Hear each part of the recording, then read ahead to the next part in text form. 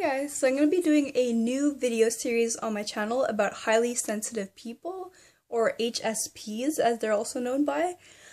Just because I'd done a video a while ago about it and actually a lot of people seemed really interested, and I thought it was going to be one of those videos that kind of goes unnoticed and blends in with the others, but people really seem to want to talk about it and to relate to it and everything, so that's very exciting for me because honestly I only came to this realization pretty recently when a subscriber of mine had pointed out to look into HSPs, and also my dad and my mom said, you should look into this, and finally I am reading the book, The Highly Sensitive Person, and I'd only just started it. My dad gave it to me, which I'm really grateful for, and it says here, how to thrive when the world overwhelms you, which is so true. So I even took the quiz at the beginning of the book that, of course, it's psychological quiz. They're not 100% accurate, but it gives you an idea. And I had answered yes to a lot of the questions, and they said if you answer a certain number of times yes, then you most likely are, and I'd way exceeded that number. So I'm like, okay, so I probably am, and it makes a lot of sense. And the thing about this is, I feel like being an HSP, the anxiety and the depression and all that kind of derive from it as well. It's just basically the reason for everything else, which is really interesting. So for instance, I wanted to talk about environmental stimuli today.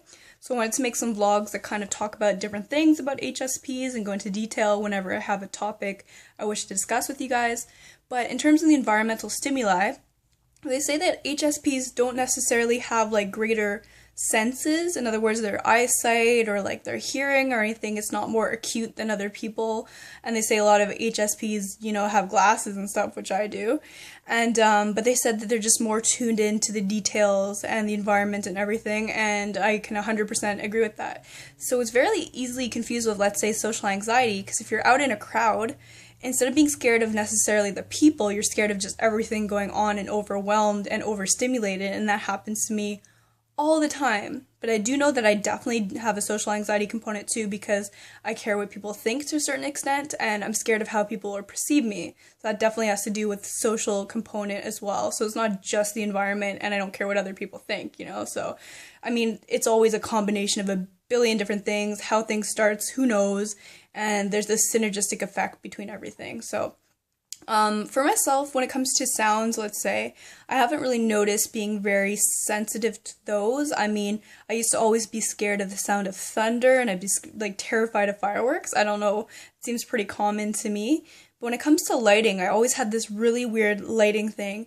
And I always thought it was social anxiety because I thought, like, back when I was a teenager and in my early 20s, I think that, let's say, unflattering lighting would make me look bad, and then people would look at me and they'd judge me. So, I mean, it's like so many different things. Then you go, is that body dysmorphia because you think that you're going to look so bad and different in lighting? Or is it like social anxiety because you're worried what people think? Or is it being a highly sensitive person because you're, overstimulated by the lights, right? It's such a weird thing. And it might be a combination of all three, which I think it is, right? It's always like more than one thing, it seems. But for instance, going into a place with really fluorescent lights, I would try and avoid that just because it made me feel very uncomfortable, overexposed. But let's say if I was going out at night with friends, if we went to like a restaurant or a pub or something that had dimmer lights, I would feel so much more comfortable, and I felt like I could be more myself even more, if that makes sense.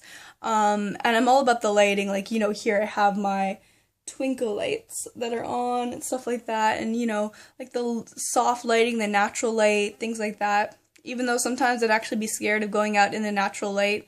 No, I'm not a vampire, but because I'd think that my makeup would look really bad or my flaws would show too much, and like that kind of like self-centered thinking, where now I think how self-centered that is, and I just try and not think about it anymore, because I'm like, that doesn't matter, like there's so many other things to think about than those kind of issues, right? So it's just funny how at a certain point you grow up and you realize how trivial these things really are, and that you're kind of wasting your time driving yourself crazy over things that don't matter. But I still do get those moments. I'm a lot better where I'll go into a place and I really despise the lighting and I feel uncomfortable, almost like a spotlight is on me or something, where I'm somewhere that the lights are just way too bright, and it makes me just feel really awkward. And of course the lighting, I mean, it just makes sense. If it's a sunny day and stuff, you feel better. If it's darker outside, you might feel a little bit depressive. So, I mean, lighting is huge. It's always been a huge factor in my life, and for the longest time, I wanted to do a social anxiety topic talking about that, but I feel like it works so much better under HSPs. And HSPs just get so overwhelmed by their environment that they have to come home and just shut down for a bit and just it's just, I'm seeing all these little tie-ins and things. It's crazy. Like, if you guys are getting this too, like, write in the comments, let me know if you can relate. But for instance, it's like if I have a long day and I was out in the bright lights and interacting with people and everything at work or whatever, then I come home and all I want to do is turn off the lights, curl up in bed, like hide under the covers, right? And you associate that with depression, of course, but it's also like you're kind of removing all this other sensory stimuli, right? You're removing the lights, the sounds, everything, and you're just kind of putting yourself in this like sensory deprivation chamber.